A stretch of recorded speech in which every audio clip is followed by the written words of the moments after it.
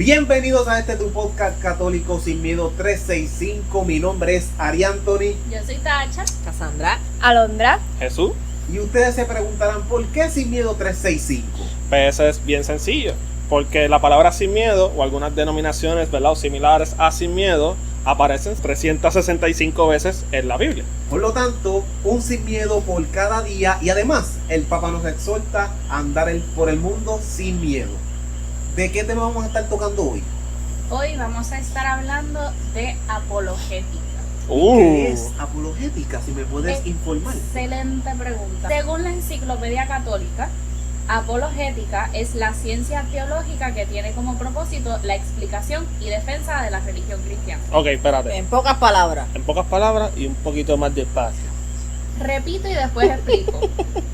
Apologética es la ciencia teológica que tiene como propósito la explicación y defensa de la religión cristiana. En arroz y habichuela, es la ciencia que estudia y defiende la fe.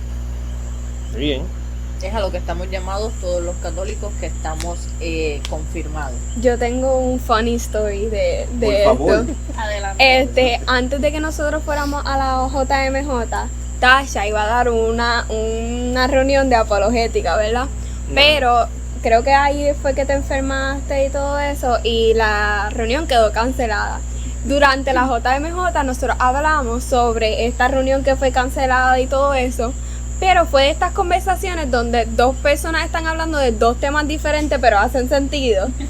Y entonces empezaron a hablar de contabilidad a la misma vez, y yo pensé por mucho tiempo que apologética tenía que ver con contabilidad.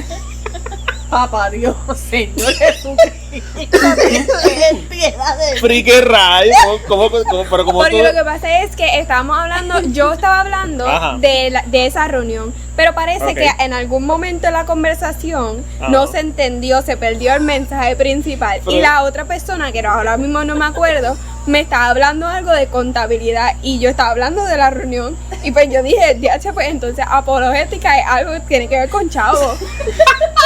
Suma, resta, multiplica y divide.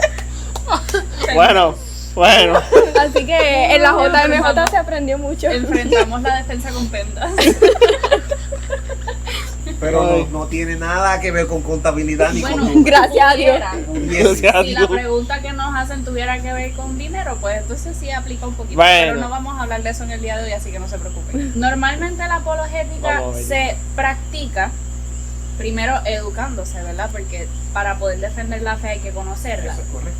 Pero normalmente se da en un contexto donde alguien nos hace una pregunta o nos hace una serie de preguntas.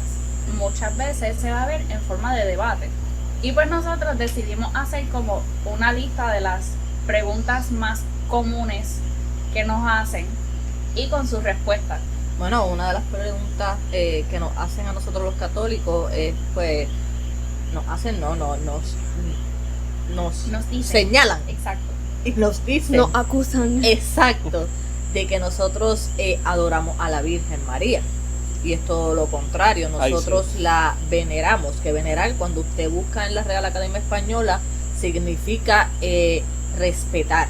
Tenemos un respeto muy, muy grande por la Madre de nuestro Señor Jesucristo, porque pues es el Arca de la Alianza, la que lo llevó 9 meses, estuvo ahí, obviamente, a caminar cuando él se caía, porque qué sé yo, estaba jugando, se caía, pues ahí iba María a recogerlo. Cuando se perdió en el templo los 3 días, pues obviamente una madre preocupada por su hijo. Y después entonces, en todo ese camino al Calvario, María estaba ahí viendo cómo estaban matando a su hijo y que su hijo estaba dando su vida por nosotros. Pero yo me pongo en los pies de María, y yo no podría soportar ver a mi hijo el pretorio primero, que le están dando latigazos, después entonces tiene que cargar esa cruz en un camino súper largo, y María en silencio siguió y recorrió el camino que también corrió su hijo Jesucristo. Así que para mí, Mamita María, pues después de la Santísima Trinidad está ella, porque vuelvo y repito, es el arca de la alianza. Dios quiso que fuera una mujer la que trajera a la palabra hecha carne. A través de ella llegó la redención al mundo. O sea, no es cáscara de coco decir eso. O sea, Dios tenía todas las posibilidades del mundo de llegar al mundo. Pero Él decidió escoger a María para que a través de ella naciera su hijo. Y yo creo que tampoco no es casualidad que entre las últimas palabras que Dios dijo, hijo, aquí tienes a tu madre, madre, aquí tienes a tu hijo, ¿verdad? Él nos estaba entregando, porque cada una de las palabras que Dios dijo en básicamente su final, entre comillas, tienen un propósito y tienen un mensaje, y no creo que simplemente fue casualidad, algo que Él dijo como que randomly, sino que es algo que tiene importancia, y quiénes somos nosotros como para rechazar a la madre de Dios que Él mismo nos las dio. Mucho más. Y María tiene un deber de intercesión bíblico. O sea, María estuvo allí en el primer milagro de Jesús y ella fue la que dijo, hagan lo que Él les diga, aun cuando Jesús había dicho, aún no ha llegado mi momento. Así que Jesús le hace caso a su mamá. Y María. Es bien curioso, ¿verdad? Cómo esta pregunta, muchas personas, ¿verdad? Que a lo mejor no conocen del amor, de la misericordia de Dios, o inclusive otras denominaciones, ¿verdad? Religiosas, pues nos hacen esta pregunta de por qué adoramos, entre comillas, ¿verdad? Porque no la adoramos, la veneramos. Adoramos a María, pero la realidad es que no es que la adoremos, es que la veneramos, y pues usamos su vida como un ejemplo a seguir, porque quién no sigue a alguien que a ti te interese. Por ejemplo, si tú eres atleta, tú vas a seguir al atleta que ahora mismo mundialmente reconoció que esté haciendo el mismo deporte que tú practicas, la misma disciplina, ¿verdad? Que tú practicas, ¿verdad? Y tú vas a coger esa persona como modelo a seguir, pues porque esa persona pues lo está haciendo bien y ahora mismo es el número uno en la disciplina que ejecuta. Pues así mismo nosotros tenemos que, para llegar a la santidad, nosotros tenemos que seguir las vidas de quienes tenemos que seguir el ejemplo de las personas pues que caminaron por ese camino de santidad hasta llegar convertirse en ser santo. Como mencionó Tacha, lo importante es educarse, lo importante es tener acceso a la información, ¿verdad? Porque con educarse básicamente conocemos de todo y nos enteramos de todo. Son cosas que a lo mejor en la ignorancia o en el desconocimiento de la otra persona pues parecen un poco tontas. Yo creo que es muy importante la educación, es muy importante conocer tu iglesia, conocer, ¿verdad?, de lo que tú adoras o lo que tú veneras, para, ¿verdad?, para no tanto tener conocimiento tú como que la otra, como para que tú puedas brindarle ese conocimiento al que no sepa o que no entienda, o que tiene dudas, o simplemente que no está indeciso en la vida y pues necesita, como dice Tacha aquí, espiritual. 3 tipos de formas de rendir culto. Está la latría, está la dulía y está la hiperdulía. La latría es esa forma de adorar a Dios, que es el único, pues que obviamente está on top, sería Dios. La dulía, pues es el culto que se le da a los ángeles y a los santos. Y la hiperdulía es el culto que se le da se le rinde a la Virgen María. Ves recalcar que venerar no es lo mismo que adorar. Aparecen como sinónimos porque tienen definiciones similares, pero no se pueden intercambiar las dos definiciones. Porque adorar es solamente dirigido a Dios y venerar es dirigido a los ángeles, a la Virgen y a los santos. Y lo que dice la Real Academia Española es que venerar es respetar en sumo grado a alguien por su santidad, dignidad o grandes virtudes, o a algo por lo que representa o recuerda. Así que nosotros veneramos por la vida que han tenido, por la santidad que han tenido o por las virtudes que han hecho. Pero a Dios se le adora porque es el Todopoderoso, es el Creador, es el que nos ha creado, nos ha dado el soplo de la vida. Sí, y gracias a Él es que estos santos y la Virgen y los ángeles son capaces de hacer las cosas que hicieron, ¿verdad? Porque sin Dios todo esto se caería al piso básicamente. ¿Qué otra pregunta tenemos?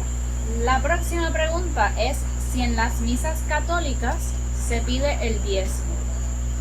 ¡Chan, chan, chan! Antes de iniciar, ¿qué es el diezmo? Ah, no, está preguntando nosotros. Pues el diezmo es el 10% de tus ingresos que se le entrega a la iglesia. Y ya. Hasta ahí. Pues la respuesta en Arroz y Habichuela es que no, la iglesia católica no pide el diezmo. La iglesia católica primitiva tampoco lo pedía. Así que mucha gente se confunde porque escucha la palabra ofrenda o donaciones dentro de la iglesia. Pero eso, primero que es completamente voluntario, nadie está obligado a darlo. No es una cantidad específica. Estas donaciones o colectas van dirigidas a ciertas partes de la iglesia, ya sea pues Pagar el agua, pagar la luz. exacto. Si el templo debe construcción, también. El En el sacerdote. kiosco, el gas, los refrigerios también del kiosco.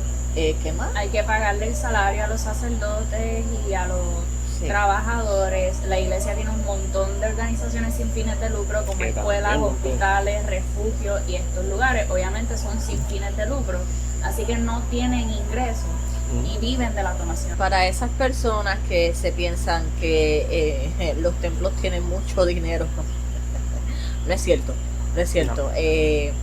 Tienen lo necesario para que siga subsistiendo porque es de donaciones de personas que Claro. de verdad quieren pues compartir lo que ellos tienen con el prójimo. Exacto. Porque la iglesia no te impone nada.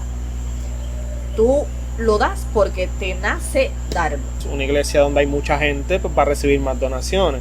Han cambiado una capilla pequeña en el campo a ser un poquito más recogido. Fíjate, tú sabes que es lo curioso que la gente piensa, ¿verdad? Que desconoce, piensa que la iglesia guarda el dinero en la misma iglesia. O sea, la gente piensa que lo que se guarda en el sagrario, ¿verdad? Es chao. Lo que hay en los sagrarios Es mucho más grande es que el mucho dinero. más grande que el claro. dinero, es mucho más grande que todo lo que tenemos acá, claro está. Otra de las preguntas o de los cuestionamientos que nos hacen es que la iglesia tiene un montón de tesoros y riquezas. La realidad del caso es que muchas de las riquezas que tiene la iglesia católica son patrimonio de la humanidad. Y su responsabilidad es cuidar de estas riquezas, que no caigan en manos equivocadas y se pierdan, porque es derecho de todo el mundo, de todas las generaciones, poder tener contacto con esto. Así que la iglesia católica no puede vender estos tesoros y estas riquezas. No es que mucha gente dice que, o piensa, ¿verdad? Que porque la iglesia tenga dinero, o pueda vender todas esas riquezas y acabar con la pobreza, aún así como quiera no, como te digo, no va a ser suficiente. Porque, ¿verdad? Dentro de todo, obviamente la iglesia, sí, claro que quiere acabar con la pobreza. Pero tú sabes cuántos millones la iglesia dona a corporaciones sin fines de lucro, donde ayudan a los pobres, donde ayudan a gente que no tiene hogar, donde ayudan a ancianos. Tú sabes cuántas donaciones la iglesia católica mundialmente aporta más que cualquier millonario y cualquier otra empresa que aporte en el mundo. La iglesia católica da de comer, da refugio, da acompañamiento, porque esas son las obras de misericordia, pero también toma la posición de que yo te puedo dar de comer hoy, pero mañana también puedes tener hambre. Ujú. Así que yo te voy a capacitar para que tú puedas salir a buscar comida y puedas salir a ganarte tu Exacto. dinero para que puedas obtener comida. La próxima pregunta es, ¿cuál es el origen de la iglesia católica? Uf, Fíjate que esa pregunta me la hacen a cada momento. ¿De verdad? Sí, pero no sé cómo responderle. ¿Cómo debería responderle de una manera que me entienda? Bueno, el argumento que viene con la pregunta es Ajá. que supuestamente nuestra iglesia inicia con Constantino, no. No. pero nuestra iglesia comienza en el día de Pentecostés, Muy donde bien. recibimos el Espíritu Santo y les da el mandato de vayan por el mundo de dos en dos, evangelicen, bauticen, perdonen pecados, etc.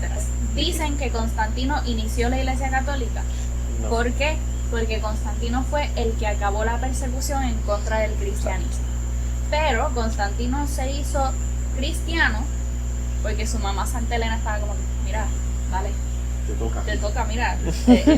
Además, Santa Elena era la arqueóloga por excelencia. O sea, tenemos las reliquias de la pasión de Jesucristo gracias a Santa Elena. Y de hecho, Constantino, antes de hacer todo esto, de como que terminar la persecución, ¿quién estaba detrás de las persecuciones? Entonces, ¿cómo él pudo haber creado una religión a la que perseguía antes? Se cae No solo. cuadra. Se cae Exacto. solo. Tú Bueno. sabes, yo tengo otra historia, ¿verdad? Yo y mi anécdota. Ok, pero la pregunta es la siguiente. Vayan Sí, reflexionando. sí, idolatramos imágenes. Yo tampoco había tenido ninguna experiencia de que alguien me preguntara eso o ¿No? pensara eso, ¿verdad? Y entonces una vez yo estaba cuidando a mi tía, y entonces llega como, ¿verdad? Como del servicio que le proveen a las personas que están encamadas, le envían a veces como que un recurso religioso, ¿verdad? En este caso a ella le enviaron un pastor. Y cuando el pastor llega, lo primero que le dice mi tía, con Alzheimer y todo, lo primero que ella le dice es, yo soy católica, porque ella vio que era un pastor, ¿verdad? Y entonces él le dijo como que le hizo un comentario como que, sí, me doy cuenta, ya veo todas las imágenes católicas. Y yo no pensé que era un comentario despectivo, ¿verdad? Porque no sabía que era una de las cosas que nos criticaban o algo así, así que yo no hice ningún comentario, me quedé callada y dejé que él hiciera lo suyo, porque él realmente lo que vino a hacer fue orar por ella, y una oración nunca se rechaza. Así que pues nada, tranquilo, se fue y todo eso, y después un poquito más ya adentrándome a lo que es apologética y eso, me acordé de esa experiencia y yo, ya entendí el comentario. Pues tenemos muchas medallas, tenemos la cruz, tenemos los escapularios, que esos son los sacramentales, pero eso se dijo en otro podcast. La cuestión es que cuando estaba el Arca de la Alianza en el Viejo Testamento, si no mal me equivoco, me corrigen de nuevo, el Arca de la Alianza tenía a los lados querubines. En la misma Biblia te dice cómo van a hacer el Arca de la Alianza. Con todos los querubines, con todos los diseños, con todo de arriba abajo, de izquierda a derecha, cómo se va a hacer. Dios mandó a hacer imágenes. Mandó a hacer imágenes. La cuestión con eso no es, la cuestión con eso es que las imágenes no son malas. Lo que es malo es cuando uno como persona pone a las imágenes encima de Dios. Cuando en vez de tú tener a Jesucristo en tu centro, lo que tienes es a la imagen, como si la imagen te fuera a ayudar a hacer algo. No es la imagen, es Dios, y pues la intercesión de los santos, de María, eso es lo que te ayuda. Entonces, lo que hizo también el pueblo de Israel cuando salió de Egipto, cuando Moisés subió a coger los 10 mandamientos, que ellos pensaban que Moisés no iba a bajar más, que se había quedado ahí arriba. Después lo que hicieron, fundieron oro, hicieron el becerro de oro. Eso es lo que no quiere Dios, que tú hagas un becerro. Pero es muy interesante. Que tú hagas un Dios falso. Exacto. Pero Especial si es un mismo- becerro. muchas cosas pasaron con el pueblo de Israel, en fin, fueron 40 años. Cuando muchos morían, muchos eran mordidos por las serpientes, Dios mandó a hacer una imagen. Y a través de esa imagen iban a ser salvados. No era la imagen, era creer en el poder de Dios recordado por esa imagen. Así que, así que no se trata de que nosotros creamos que Dios hace milagros, que la imagen hace milagros, Exacto, sino no. que al ver la imagen nos recuerda el poder de Dios, y podemos entonces como que exaltar nuestra oración, recordar lo poderoso que es, y a través de pues la recordación. El recuerdo. Exacto, por ejemplo, cuando mi coneja ¿Qué pasó con tu asesinó brutalmente a Oh. mi pequeña estatuita de San Ay, Francisco. papá Dios. Es verdad, inolvidable. Yo no pensé, oh my god, se cayó San Francisco, se cayó Dios. No, se cayó la estatua, se rompió, pues ni modo, que voy a hacer, recogerla, pegarla. Vuelvo a pegar la cabeza. Y ya, no es que yo ahí pensé, ya se cayó San Francisco, ahora todos los animales del mundo se van a morir. Pero en general, No idolatramos las No imágenes. idolatramos No. las imágenes. Es como decir que yo tengo una foto de mi abuela no está conmigo y le estoy hablando con mi abuela porque mi abuela es la foto. No, o sea, es una foto que me recuerda a mi abuela. Ujú. Eso es lo que hacen las imágenes para nosotros. Nos recuerdan algo. Exacto, que queremos mucho. Y en esta ocasión es Dios. Exacto. Muy Bueno, la próxima pregunta. ¿Qué tenemos? La iglesia y la ciencia se contradicen. Yo quiero escuchar a Ariel por eso. Bueno, pues eso yo creo que es una pregunta que para los que estudian algo relacionado a la rama de la ciencia, Como natural, química. como la química, la física, la biología, y pues van a ver un poquito de choque, ¿verdad? Pero sí, es una pregunta que puede ser bastante difícil, pues porque nosotros, ¿verdad? Creemos que hay un Dios vivo que nos ama por fe. Mientras tanto, la ciencia pues se basa en apoyar cualquier tipo de hipótesis o teoría con evidencia reproducible y que se pueda comprobar. La ciencia es un don. Por lo tanto, ambos, ciencia y iglesia, se correlacionan. Exacto, así que no se contradicen. Exacto, no se contradicen. Que hay varios científicos, de hecho, que dicen que mientras más ellos estudiaban la ciencia y mientras Más más se ellos acercaban. como que se adentraban a esos estudios y aprendían más ellos creían en Dios. Porque mientras más uno estudia ciencia, más uno se da cuenta cuán perfecto es el mundo y cuán como que calculado es, y tuvo que haber una mano divina para poder hacer todo esto que es tan perfecto y que funciona bien, porque una cosa que haya fallado en todo este sistema ya hubiera sido imposible a que creara vida en el universo. Así que ¿no? Y ¿quién pudo haber hecho hay eso? cosas que la ciencia no ha podido comprobar. Si no comprobara. Hay cosas que la ciencia no ha podido probar, y lo único que lo justifica tiene que ser la mano de Dios que hay que interceder en ese momento, porque si la ciencia no puede probar algo y ese algo está funcionando de una manera que no se perfecta, que no se puede explicar en palabras, ahí tiene que haber algo. Sí. En la universidad yo tomé una clase que era parte del bachillerato, que el profesor no es completamente ateo, él abiertamente lo dice, él es ateo. La clase, él nos dijo que nos iba a explicar que no se necesita a Dios para explicar los orígenes del universo. Entonces él hacía foros, él le encantaba Ajá. hacer foros de participación en donde él hacía preguntas y nosotros teníamos que responder como que cuál era nuestro punto de vista acerca de cosas, y yo en todos los foros, Dios existe. Le da copy paste al Génesis como Como dice el párrafo de aquí, uno no puede amar lo que no conoce, y pues tienes que educarte y tienes que saber, ¿verdad?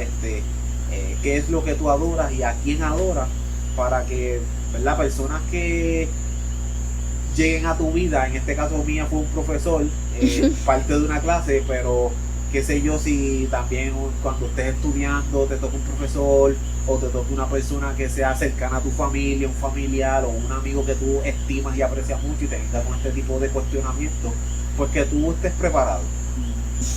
La próxima ¿Dónde? pregunta, próxima y última pregunta, ¿es una fe sin obras? Yo quiero empezar la discusión Ajá. con varias citas bíblicas. No las voy a leer todas las que tengo aquí porque son un montón, pero voy a leer 3. Ok. La primera es Mateo 5, versículo 16. Este versículo dice: brille su luz delante de los hombres, de modo que al ver sus buenas obras den gloria a su Padre que está en los cielos. La próxima cita bíblica es Mateo 7, 24. Y dice: el que escucha mis palabras y las pone en práctica es como aquel hombre prudente que edificó su casa sobre roca. Y el último que voy a leer es Santiago 2, no lo voy a leer completo, es Santiago 2, 14 al 26, versículo 17. Así también, la fe si no tiene obras está completamente muerta. Así que no solamente dice que nuestra fe tiene que estar basada en obras para hacer una fe viva, sino que te dice que hay de ti si no haces lo que te digo. y yo quiero como que aclarar, porque sabemos que hay creo que es San Pablo que lo dice, que nosotros somos salvados nada más por la gracia de Dios. Cuando nosotros hablamos de las obras dentro de la fe, no estamos diciendo que si nosotros vamos y alimentamos a 10 personas pobres, pues entonces ya nosotros estamos salvados y vamos a ir al cielo, porque al final de todo eso es por la gracia de Dios que nosotros vamos a ir al cielo. Pero como nosotros podemos decir que tenemos fe en Dios y después andar por ahí haciendo lo que nos pegue la gana y no siguiendo nada de lo que Dios nos ha dado, nada de las instrucciones que Dios nos ha dado, que están en la Biblia también. Así que como se lee en los versículos, una fe sin obra está muerta, porque es como tú decir que tú respetas a alguien y después ir por ahí y hablar mal de esa persona o hacerle daño a esa persona, pues entonces tú no respetas realmente a esa persona. Pues yo puedo decir que yo tengo fe en Dios, pero si yo no actúo como una persona que tiene fe en Dios, entonces realmente no la tengo.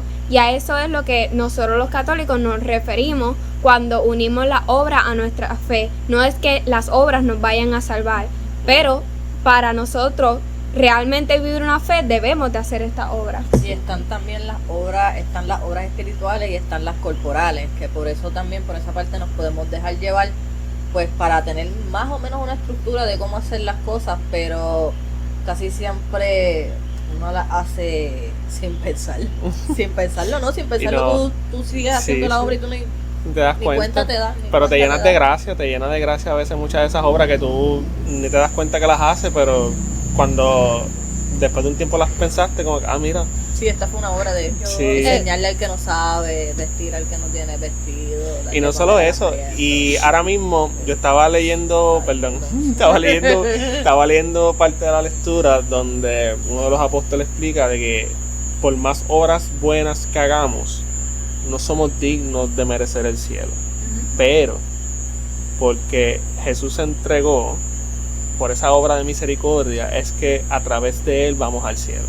Sin embargo, las obras de misericordia nos llevan a actuar, porque Jesús decía, al que den de comer me estarán dando a mí, al que vistan me están vistiendo a mí, al que acompañen me están acompañando a mí. Y el punto es que nosotros queremos llegar a estar en presencia de Jesús. Y nosotros, ¿cómo hacemos eso? Pues actuando como lo hacía Jesús. El buen samaritano fue el buen samaritano porque no se trataba de que tengo que llegar al templo necesariamente. Sí debemos llegar al templo, pero también tenemos que ayudar al otro. Tenemos que parar y reconocer que en el otro hay mucha necesidad y ver a Cristo en el otro. Por eso actuamos.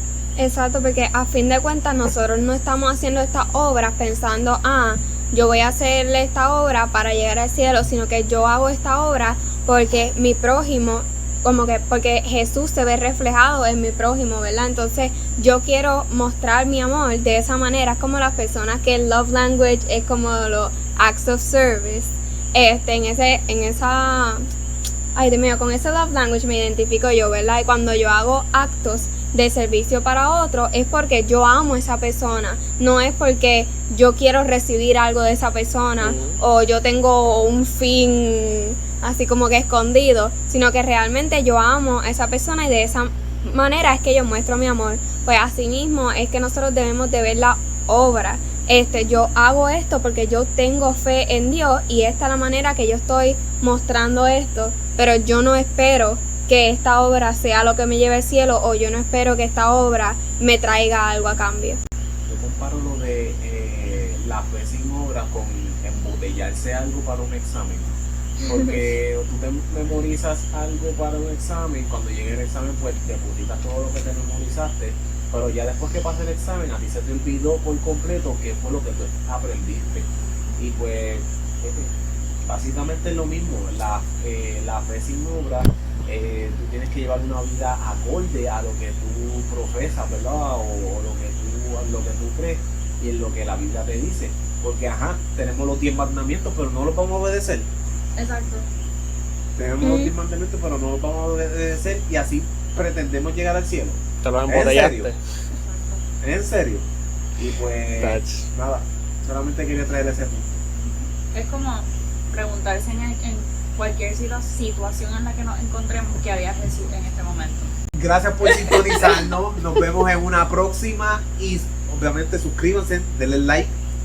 Porque esto va para las redes. Sí. Yo pensé, Suscríbanse, denle like.